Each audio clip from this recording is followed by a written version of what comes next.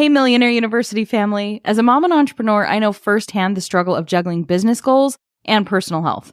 Let's be real. How many times have you grabbed fast food or skipped meals because you're too busy chasing that next big idea? If you're someone who values both time and health, Factor is a game changer. Gourmet, nutritionist-approved meals ready in just 2 minutes. No prep, no mess, and absolutely no guilt.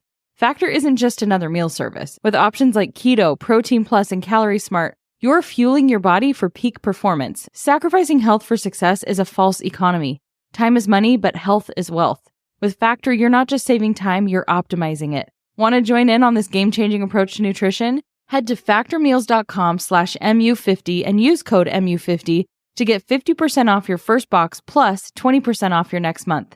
That's code MU50 at factormeals.com/MU50 to get 50% off your first box plus 20% off your next month while your subscription is active. What's new from Apple? There's the new iPhone 16 Pro, built for Apple Intelligence. And it comes with the all-new camera control, giving you an easier way to quickly access your camera tools. The new Apple Watch Series 10 has our biggest display and our thinnest design ever. And this? It's the sound of active noise cancellation, now available on one of 2 new AirPods 4 models.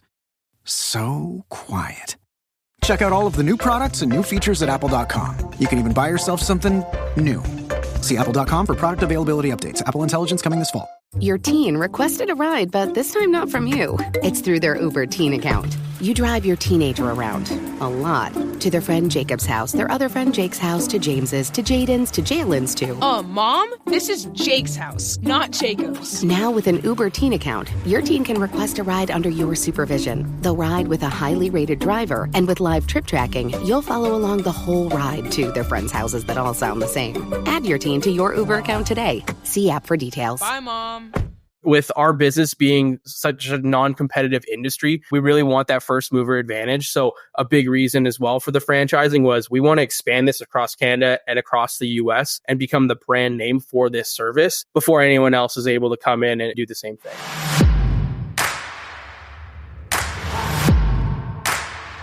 Welcome to the Millionaire University podcast. I'm your host, Brian Guerin, with you today. And on this edition of the MU Pod, we have a grilling expert. Maybe not in the sense that you're thinking, though I bet he could probably grill a mean steak just by looking at this man with his awesome beard. You feel like a steak guy.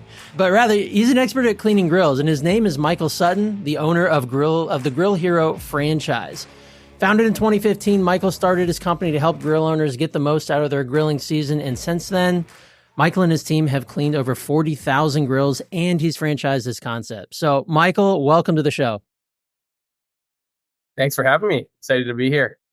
Yeah, man, this is going to be awesome. I'm glad you're here because I'm a grill guy myself, and I freely admit that my grill is a disgusting disaster, yet I just scrape the top and I keep grilling on top. So maybe you can chastise me a little bit for that. But the main purpose we're having you here today is that we're going to jump in and examine your business all the way from your origin story in the startup phase through your growth phase to the point where you decided you were onto something. Then you decided, hey, this is something we can franchise, and everything in between, like your logistics, your margins, revenues, team, processes, you name it. But first, I want to start with that origin story. What got you into grill cleaning? Yeah, it takes us all the way back to 2015 when I was in university. So I had a friend at the time. We were just looking for a student summer job, something that we could do to make an extra couple bucks, pay for tuition, that sort of thing. And we actually came upon the idea because my parents were looking for someone to come and get their grill cleaned.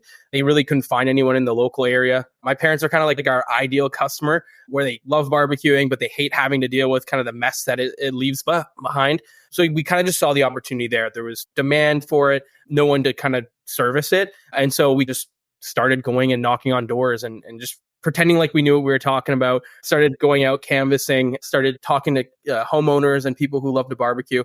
And on the first day we went out door-to-door selling, we got 5 sales. And we had the big kind of idea, light bulb kind of pop up in our head there that we were onto something, and we had a pretty cool opportunity.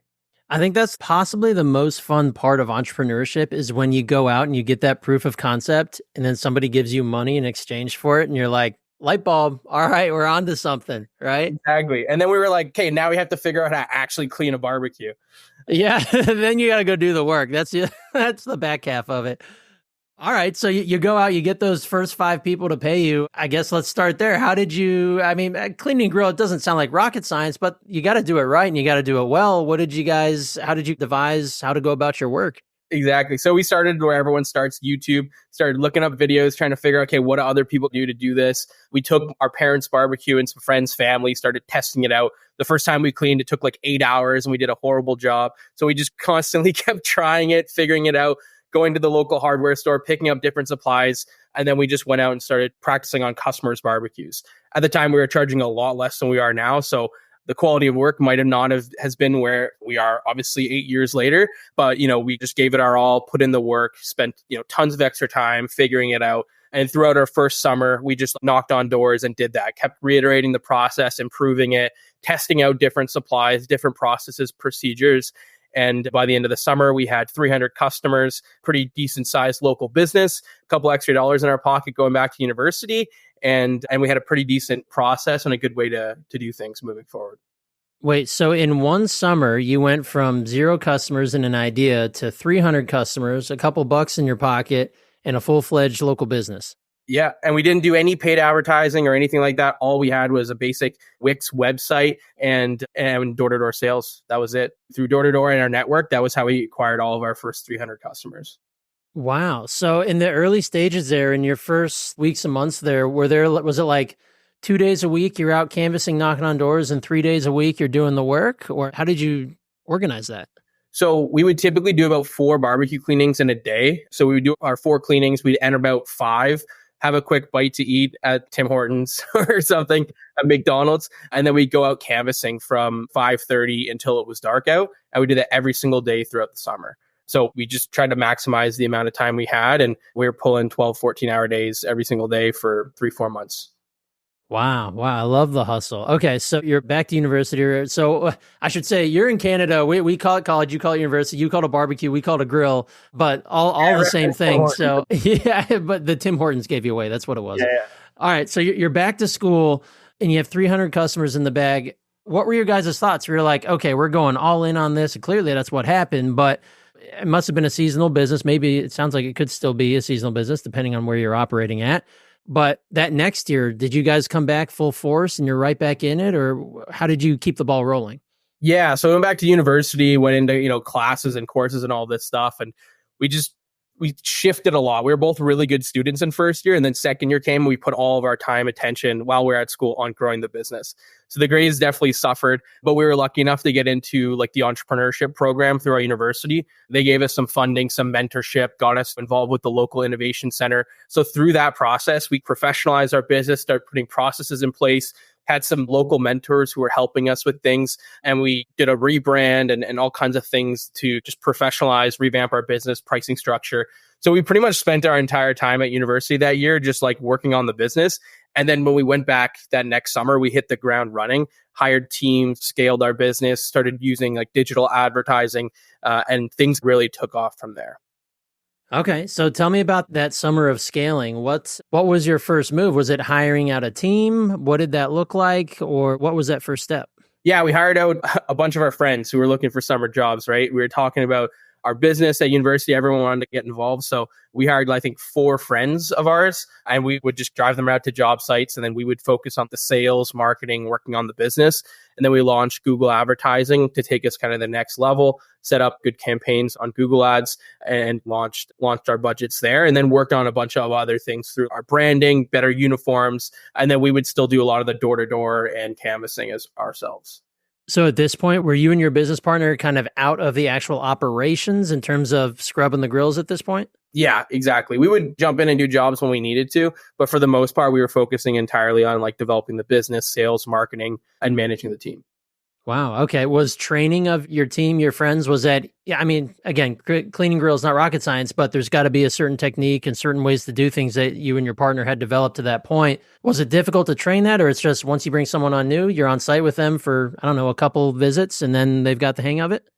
Yeah, back then it would be just we're on site for a couple of days, get them up to speed and then let them run. At the time, I think we were actually like driving them around. So like we were able to do quality control checks. We would come into the backyards and check everything out, make sure everything was good. So we had a pretty close kind of handle on the operation since we were still so close to it. And we were still like only 2 years in. So our processes, procedures, quality control stuff was like nowhere near where it is now. Wow. Okay. I like that. I like that.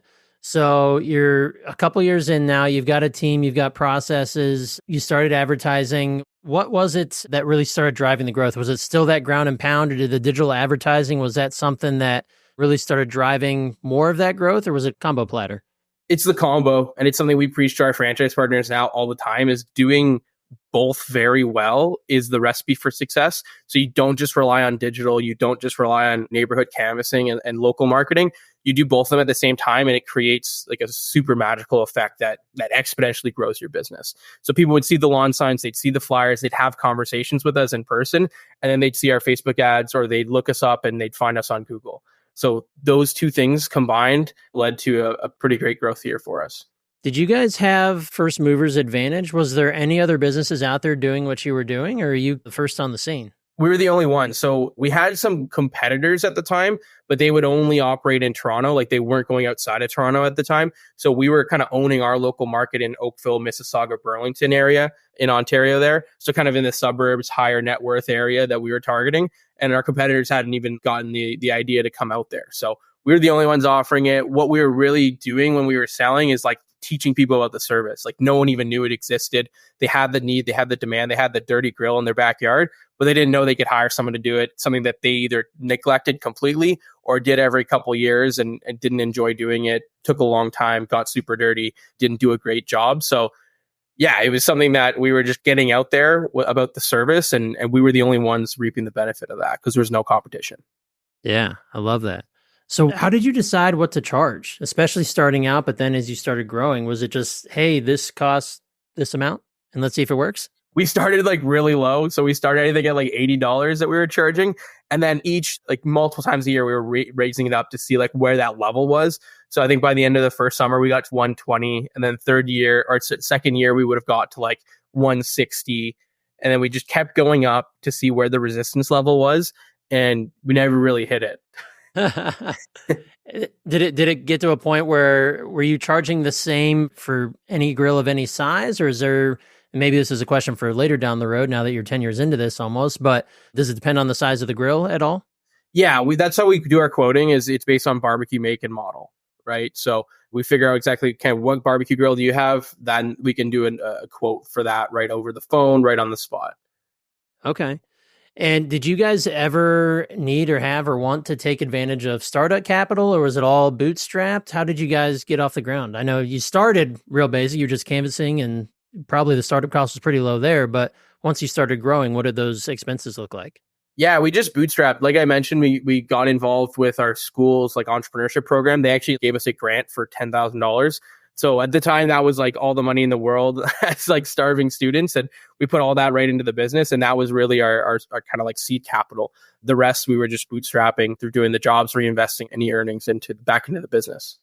Wow. So then I imagine once you start getting more and more jobs, you start getting a little more free-flowing capital in order to, because you have to buy trucks, you have to buy equipment.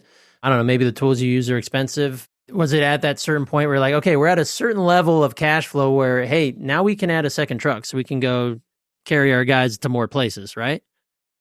So at the time, we were actually just like, everyone was using their own personal vehicles. We would throw some magnets on the sides and then we would comp them for mileage. So we were keeping it super low cost at the start, like super variable. So we could scale up, scale down as quickly as possible. And we weren't carrying a ton of like overhead expenses.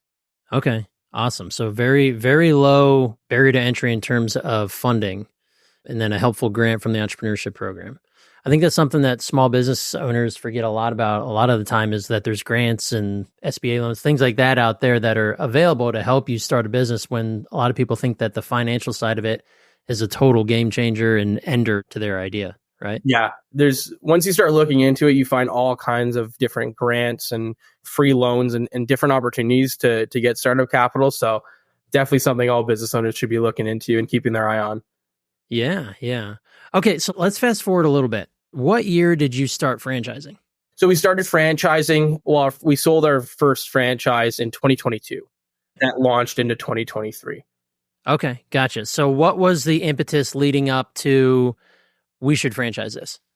So throughout the journey, so over there, like I gave you the first 2 years, third year, fourth year, fifth year was really testing out different business models. So we tested out independent contractors where we had some sort of like revenue split. We tested out employees. And then we figured out the employee model worked the best and we went to another location. So we were primarily operating across Toronto, the greater Toronto area. And we moved our business into Ottawa and set up our own corporate territory there. And what we realized is like we ended up spreading ourselves too thin. We didn't really have enough capital to invest properly in growing into a new market, but it worked really well. Like there was no other companies operating in Ottawa. And so we always we still operated there. We still did our expansion, but we always wish we would have done it with a couple more dollars in our pocket and more time and attention because we were just spread way too thin. And so what we just determined over time was that it makes a lot of sense to do the franchising model where we can find passionate people who want to be entrepreneurs, who have the capital to invest properly in growing in new markets and can come and just own that market and dominate it. Because we were really just scratching the surface in Ottawa. Like it took us probably like 4 years to build it up to like anywhere of a decent size operation, where if a franchisee came in with the right amount of capital, the right time and attention, they could have done that growth probably within like the first year. Wow. Okay. So deciding to head into franchising as opposed to just growing organically and growing your own corporate, sounds like it was more time and capital intensive to do it on your own when you could go essentially spread your wings and find people who want to be entrepreneurs or other entrepreneurs who are out there that could also aid with the startup capital and kind of presumably have that experience enough to know what it's like to own a business and just be handed the keys. And is it kind of like a business in a box? Exactly. And they're ready to roll? Yeah, we've dialed in the processes, procedures. So it's really ready to go. You have all the processes, cleaning programs, like everything is kind of all nicely wrapped up when our franchisees start. We take them through a launch program, startup roadmap, and then get them going with their first few hires and cleaning barbecues when they launch. So yeah, and the other reason, I mean, with our business being such a non-competitive industry, we really want that first mover advantage. So a big reason as well for the franchising was we want to expand this across Canada and across the US and become the brand name for this service before anyone else is able to come in and do the same thing. So we look at it like very similar to how 1-800 Got Junk started in like the late 80s and how they expanded their brand and really owned the junk space across North America. We look at them as the proven roadmap for that. And we want to do the same thing with barbecue cleaning or grill cleaning. Yeah. Okay. Yeah. You come down here, people are going to be calling it grills or smokers, I guess. Okay. So what's it like to be a franchisee with Grill Hero? You know, what's the startup capital needed? Are there only certain areas, certain cities, certain states that you'll go into? What does that all look like? So we actually just got our FDD finalized in the US. So we're right now in the process. We have like a compliant FDD and franchise agreement, and we're now just starting our state registration. So in terms of like where we can sell into right now, it's any of the states that you don't need to register in. And we're in the process right now of registering in the state of Florida as like our first kind of registration state. Let's talk real estate, Millionaire University. We all know the mantra, buy low, sell high. Sounds simple, right? But timing the market is not always easy. Here's where things get a little interesting. Fundrise, our sponsor, sees the current high interest rate environment as an opportunity. Their flagship fund is gearing up to expand its billion-dollar real estate portfolio. Now, I'm not a real estate guru, but I know a potentially smart move when I see one. Fundrise is making it possible for you to add their flagship fund to your portfolio with as little as $10. Want to explore this potential wealth-building avenue? Visit fundrise.com/MU. That's fundrise.com/MU. Diversification is key. Adding real estate to your portfolio could be a step towards that millionaire-minded approach we're always talking about. Remember, every millionaire journey starts with informed decisions. Do your research and see if Fundrise aligns with your wealth-building strategy. Carefully consider the investment objectives, risks, charges, and expenses of the Fundrise flagship fund before investing. This and other information can be found in the fund's prospectus at fundrise.com/flagship. This is a paid advertisement. Reservation for 2 booked on Resi. Right this way. With Amex Gold, Your cacio e pepe? So good. you can enjoy over $400 back in dining value annually, And the sukiyaki for the lady. My new favorite. including up to $100 back on eligible Resi purchases. So every dish is a winner. One feijoada? Okay, now this is the one. That's the powerful backing of American Express. Enrollment required. Terms apply. Learn more at americanexpress.com/withAmex. Okay. Very cool. That's exciting. How many franchise locations do you have in Canada right now? In Canada, we have 5 franchisees. Okay. So I don't want to gloss over how going from a single corporate entity to 5 franchisees goes. What was the growth pattern like when you started? You started franchising out one location, then on to 2. Did it get easier and easier because you built out systems and processes, or was it an extreme learning curve with, especially the first one, but then any of them after that? So our first franchisee, I would say we got really lucky with. He was actually one of our internal managers. So he knew the business super well. We worked really well with him. And so he gave us a really easy job when he became our first franchisee. He already understood everything. He knew the cleaning process inside and out. He did great quality of work, didn't cause any issues, and worked really closely with us on developing the systems and processes. So we kind of limited our first year to just, okay, let's just operate, let's get one franchise going. Let's figure it out. Let's tweak things. And then we launched to 3 additional locations the next year. And so that was a really good foundational year for us to really like dial everything in, get the training program up to speed, get everything improved to the level that we wanted it to be to really start going like bigger and bigger with our franchising program. And so then that next year we brought on 3 new franchise locations. We had everything ready to go, right? We had the ops manual dialed in. We had the training dialed in. All the processes, procedures, all the different resources we had were really honed and ready for that next level of growth. So what's a single franchise initial investment look like? So right now there's a $30,000 franchise fee. So that covers obviously the territory. And then there's an extra $37,000 in startup expenses. So all in, you're only looking at about $67,000 to get a territory up and running. Wow. Okay. As far as franchise and franchising goes, that feels awfully affordable, right? I mean, depending on who you're talking to, but that's lower barrier to entry for sure.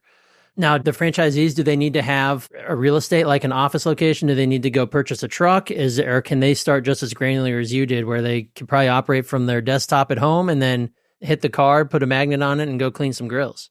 So you don't need a physical location. We typically have our franchisees, they'll have a storage unit that we can ship down supplies to for them, or some location that they can do that for. But it's typically going to be like a 10 by 10 storage unit to keep costs low. And then they'd invest in like one branded vehicle. Typically, they're going to lease that on a monthly or bi-monthly lease. And other than that, startup supplies, equipment are pretty reasonably priced. A lot of the initial startup capital is going to go into your initial advertising spend. So it's $15,000 in initial advertising and another $15,000 in working capital. So like $30,000 is working capital and advertising. And then the rest is going to go into your first vehicle expenses, couple months covered there, your first months of insurance and supplies, equipment. So it's pretty low cost to entry to get started and scaled up. And yeah, we like it that way. We want to keep it low barrier so we can expand and grow the business across. Like I said, we want that first mover advantage. So we want to be awarding territories across the US by the end of this year in all the states that we could possibly operate in and keep growing. So how quickly can one of your franchisees expand? I mean, you went from 0 to 300 in one season. Are there expectations of new franchisees on starting on day 1 till day 100 or day 365 that they should be hitting certain milestones? Yeah, absolutely. Within the first year, we expect our franchisees to do at a minimum $150,000 in revenue. So it's between 150 and about 300,000. That's kind of the range we expect. And we work with them very closely with our coaching and support program to get them as close to that 300 as possible. Okay, very cool. So now we're talking a little bit of business numbers here. So you said between 150K and 300K. So it sounds like from one franchise, the certain revenue levels are pretty set there. What does it look like, your business in general, or just a franchise, in terms of margins at all levels? So it really depends, I guess, how you operate your business. We're going to have our item 19 come out. That'll have all the like detailed stuff in there, but it is good margins. I don't want to speak to like specific numbers and get in any trouble with my legal team there. Yeah, because I mean, this business is genius because it's low overhead to start up. I imagine the tools and the equipment you need are nothing earth-shattering in terms of expense. And then as long as you go there, you clean the grill, you get in, get out, and you have a happy customer, that should allow for some pretty serious margins, which is good all around. And it's recurring. So typically people will get their grills cleaned once per year. We have many customers who do it multiple times a year. So there is like a recurring nature to the service. So you're not just one and done. You're acquiring that customer and hopefully you're building a customer for life. Wow. Okay. So do you guys have it? You said it's recurring. Is it where it's just on their own volition? They're like, hey, I'm going to do this in January and I'll do it in July? Or do you have like an actual program where they can buy in on a subscription basis? Yeah, we actually just launched our membership program. So yeah, we're selling subscriptions anywhere from once to 12 times per year, signing customers up on contracts so that they have recurring memberships. And then typically we're charging those customers once per year, at the start of the year for their membership. And they take advantage of all the services and different things that they get in that membership. Okay, I love that. I want to talk a little bit more about that. If you're able to share, what's the uptake on that from your customers? It's been great. Like we've launched it now probably we're like a month in, and we've only kept it we're actually just like reaching out to people who left us good reviews. So reaching out to like our best customers, people who've left us 5 stars, expressed that they had a really good experience. And we already have between, I think, 50 and 70 memberships signed up, and we're only like a month in. So we're kind of ramping that now. We're going to start advertising it more heavily, start email blasting, that sort of thing. But initial reaction is people are really excited about it. So. Okay, that's awesome. So what's the average ticket price on this? If you're doing just a one-off, I know it's based on size, but if you conglomerate them all into one pot and average them down, what does an average invoice look like? And then I'll ask that same question about the subscription model too. Yeah, so what we've seen in average job size is about $275, and we're obviously constantly working on increasing that. But for your typical average grill cleaning, that's what it looks like. Okay, and then for someone to sign up for a subscription, do you have like monthly, bi-monthly, like what are the levels and prices that they can sign up for? Yeah, right now we have it set up as annual cleaning, so once per year, and they get like a 10% discount. And then we have biannual, so twice per year, 4 times a year, and then 12 times a year. Okay. And I will mention as well, we also do oven cleaning as another service. And so in that membership, sometimes people will split, okay, I'll get my barbecue cleaned once and then my oven cleaned once per year. Okay, genius. I like that. So have you found people picking a certain level of membership that's most common? I imagine it'd be the one in the middle. It typically tends to be the one in the middle. I would say the bronze or like the annual membership is also quite popular just because people typically just want to do it once per year. But the next level up, so the 2 is like the next most popular. Okay, gotcha. Like 1 and 2. Yeah. And have you found that you guys end up, I don't want to call it an upsell, but I imagine there's been plenty of occasions where you go to service a grill and the grates are rusted out or the flavorizer bars are like all burn up. Is that where do you have the opportunity to go in and say, hey, we cleaned your grill here, but we're noticing that like your grates are about to fall through. We have a solution for that. Is that something you guys get into? So yes. And like think about it too, like how many people's barbecue or grill igniters don't work, right? Or their burners are rusted out, have a hole in it. So yeah, there's a whole other opportunity with repairs and parts replacement. And so what we do on the corporate side is we actually stock a bunch of inventory for all the parts or I shouldn't say all the parts, but a lot of the most popular grill parts and accessories. And then we're able to provide that to our franchisees. So we have relationships with a bunch of the major manufacturers. We bring in stock and we're able to get that out to customers as well. So that's a pretty big part, and something that we're growing and working on as well is having more fulfillment capacity to be able to get people the exact part they need for whatever issue they're having with their grill. Is that something where you keep the trucks would be stocked with certain very common pieces of equipment so that like day of your technician can be like, hey, we noticed this is broken. We can fix this for this price and be done today. Exactly. Yeah, exactly. So with the branded wrapped vehicles, they have the ability to carry around a lot of those parts as well as accessories, right? So that customer might not have a grill cover, or they might have one, but there's holes in it. So like a common thing we get asked after people see their grill like cleany and sparkly and looking the best they've ever seen it is, okay, how do I keep it clean? And then if you're able to then upsell the grill cover, the grill scraper, any other parts they need, you're able to increase that average ticket size. So that's something we're very focused on, like improving and getting out to all of our franchise locations. I'll be honest, we're not doing it enough. So we're moving more and more in those directions and working on a bunch of different programs to help scale that to increase our average job size. Okay. So increase the average job size. What about the average job in a given day? How many jobs can one truck handle? Typically, like the way we set it up is one technician can handle 2 to 3 jobs per day. Okay. 2 to 3 jobs per day. So probably hour and a half to 2 hours per job. Yeah, roughly around 2 hours per job. and then accounting for obviously like drive time and different things. Depending on the technician, like more experience, you can actually do quite a bit more jobs depending on how proficient you are with cleaning, the different kind of variables that come into play there. But yeah. Okay. So I imagine for your franchisees, they're bringing in a technician pretty quickly, because if assuming that it takes off as quickly as it did when you started, there's going to come a time where they're not going to be able to keep up with their book of business, and it's probably going to happen pretty soon. So when we launch, we have in our launch program for our franchisees to start with employees. So the way we set up our franchise opportunity is we don't want people who want to just go buy a business and then go clean barbecues.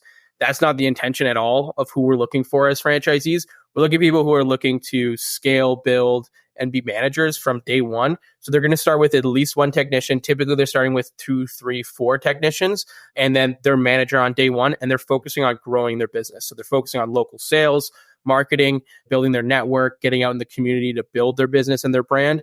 And so, yes, there might be some situations where they're going to get out into the field, help a technician. They're going to do training. They might jump in and do a job here and there if they want to or they need to. But typically, we want them staying away from spending all their time going out and cleaning grills. Right. Yeah, that would be, I imagine if you're looking to buy into a franchise, chances are you're not trying to actually do the actual production for very long. Exactly. Yeah. So what are some of again, I don't want to gloss over, like starting a franchise and running a franchise is not easy. What were some of the struggles that you ran into when you decided to franchise? And what are some of the struggles that you might run into on a daily basis? So, I mean, it's a completely different world being a franchisor. It's actually kind of funny before we started franchising, I had our corporate operation so dialed in that I wasn't involved at all in the day-to-day operations. So I had managers in place. I had everything running super smooth. So it was very hands-off for me. My girlfriend at the time would constantly be saying, like, do you actually work? Like, what are you doing on a day-to-day basis? Because I was so hands-off.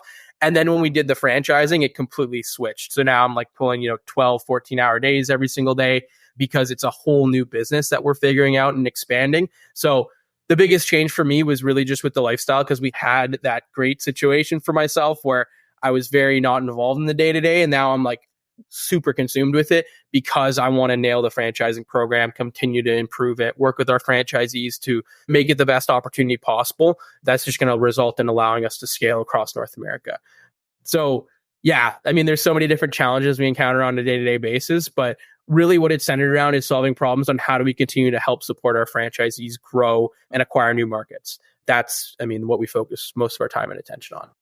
So what's it like to buy your first cryptocurrency on Kraken? Well, let's say I'm at a food truck I've never tried before. Am I going to go all in on the loaded taco? No, sir. I'm keeping it simple, starting small. That's trading on Kraken. Pick from over 190 assets and start with the $10 in your pocket. Easy. Go to Kraken.com and see what crypto can be.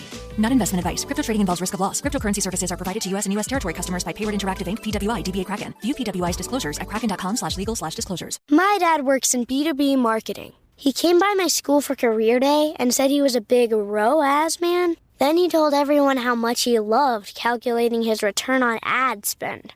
My friends still laugh at me to this day. Not everyone gets B2B, but with LinkedIn, you'll be able to reach people who do. Get a $100 credit on your next ad campaign. Go to linkedin.com/results to claim your credit. That's linkedin.com/results. Terms and conditions apply. LinkedIn, the place to be, to be. In the 2024 Jeep Grand Cherokee L, the journey from point A to point B isn't such a rush. In fact, with 3 rows of spacious comfort, thoughtfully crafted luxurious design, and an available premium Macintosh audio system, you'll find yourself seeking out the scenic route more often, even if it's just another lap around the block. Jeep, there's only one. Visit Jeep.com to learn more. Jeep is a registered trademark of FCA US LLC. What does your corporate team look like? How many folks are on your team, and what are the roles required in order to build out a franchise or as a franchisor? So at the height of our season, which in Canada it is quite seasonal. Like I mentioned, we do like oven cleaning and other services throughout the year, but barbecue or grill cleaning is still our main focus. So at the height of the season, we had about 70 technicians in our corporate store with a whole kind of, we had 4 seasonal managers, 2 full-time managers in there, and some other kind of staff that helps with that. So yeah, a sizable operation in corporate. Sorry, what was your other question? Oh, I was just curious what your team looks like today in terms of, now that you do have franchises, who's all at the corporate level that helps get these franchises out there besides yourself? I know you said you're highly involved again now, but what does the help around you look like, and what are their roles in bringing more franchises to more towns and cities? Right. Awesome. So yeah, so the corporate square, like I mentioned, we have a pretty sizable operation. Then we have our general manager, Matt, who runs corporate. So we can not be very involved in that at all. And then on the franchisor side, we have myself. I focus on kind of big picture stuff. I help with marketing as well, and then working with our franchise partners. And then my director of operations, Nathan Brewer, he focuses more on the support and franchise development side. And then we also run our call center. So we have a head of sales and call center who runs the sales staff and customer support staff. And then we have a franchise coordinator who helps behind the scenes on facilitating a number of different things, different projects with franchisees. She helps with a lot of the social media marketing and a bunch of different things to help keep things running smoothly. So you mentioned seasonality, and I kind of glossed over this. How does that work, especially starting in Canada? You guys have a long winter compared to us down in many parts of the U.S. It sounds like you added the oven cleaning to the mix. Was that to offset seasonality, or do you guys earn so much money during the season that the winter's okay and it's just planning time for next year? How does that work?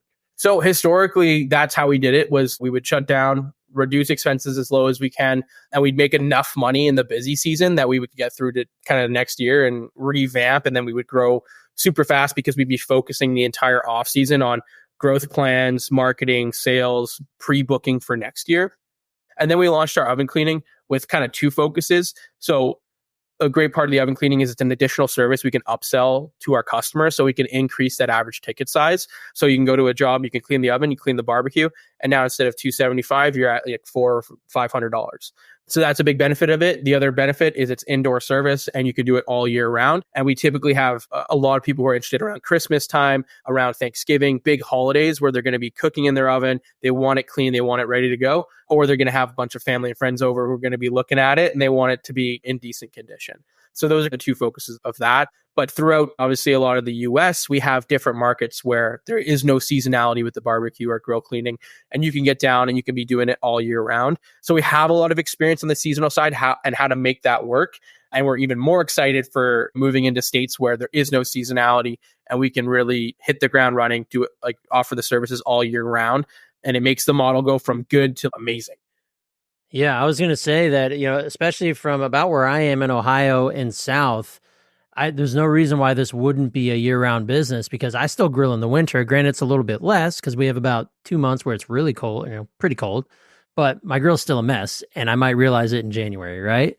So that's genius. I know you said your first thing you're working on is in Florida, so there's a good start. You got one of the warmest states in the union, so well done there.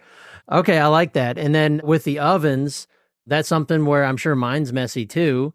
You guys go in, you basically, you don't have to like reinvent the wheel. You've got probably the same equipment that you can clean the grill with, can go in and clean the oven. I imagine that's probably for roughly the same price and the same amount of time. It's a little bit lower price, but it's similar. It's very similar price, very similar time commitment. And like you said, this supplies overlap. So it's a really easy thing for us to do while we're at the job, as well as the training is very similar, right? It's a lot of the similar techniques and things that we're teaching the technicians for cleaning grills. So it's a great upsell opportunity, and it's a great way to increase that average ticket. Because like I said, you could be doing a grill cleaning, a grill repair, and an oven cleaning all at one job, and your ticket size could be $600-$700 instead of $275. Right. Okay. Now, I know I'm going to be hopping around here, but you also mentioned the marketing. So I know this is different at just about every franchise or franchisor that I've spoken to does it slightly differently. How do you guys handle the marketing for your franchisees? Or are you more of a franchisor where you say, hey, kind of go do your thing. Here's our ideas for marketing, but go do your thing. Or is it all internal on the franchisor side for you where they pay you a certain amount of money per month and you guys handle all their digital? So right now, the way that we're working is we are handling the Facebook and Google ads for our franchise partners. So they'll allocate spend and we'll help manage those campaigns either with partners that we're working with to manage them, or we do it internally. We are looking at the agency model where we have agencies come in and handle it, some more of the Facebook ads as well, but we're quite involved with it, right? So we're creating the creative through the brand fund. We're working with either the agency or internally to help optimize the ads to make them as good as possible. And then working with franchise partners to kind of bring their ideas to life if they have specific things they want to run in their area. So yeah, we don't leave them to their own devices to like, hey, go figure out digital, because it is complex. And it's honestly, it is very hard for them to just become a digital expert overnight and run good campaigns. So we support heavily on that side to help them get the best results. Okay. And especially, I imagine over all these years, you have a bit of a playbook in hand on the types of ways to advertise digitally that push results.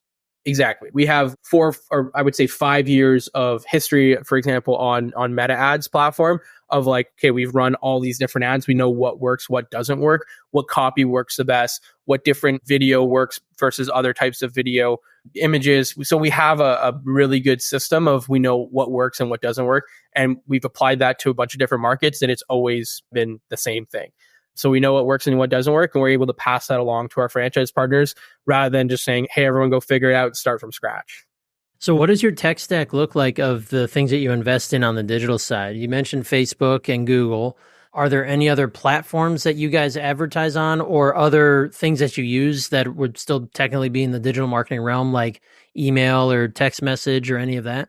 Yeah, so I would say Google and Facebook are like our primary focus. And then we have email marketing is a big part of our mix as well, especially to drive repeat business and bring people back, get them on memberships and other upsell opportunities. And then we do SMS marketing, and that's been very successful as well. Those are like our main focuses. We are looking into other platforms as well. So we're testing out things like Pinterest, LinkedIn, but we're on a corporate side just kind of testing out different platforms constantly to see, okay, what works? Where can we get a really good cost of customer acquisition and start diverting more budget to? But keeping our franchisees sticking with the ones we know work until we're able to prove some of the different platforms. Right, right. And then do you guys do a lot, or do you handle the Google business profiles for your franchisees and the automation or the review automation? Do you use automation for review getting, or is that kind of up to the franchisee to go acquire those 5-star reviews? Yeah, so we use a software called Nice Job, and they've been, honestly amazing for getting reviews. I think, our average franchisees like gotten like over 100 reviews this year alone. I think across our locations, we've probably gathered like 14 to 1,500 5-star reviews this year. And so it's been awesome using Nice Job for that. So we set them up with our Nice Job system. We have like a franchise-wide discount that they use.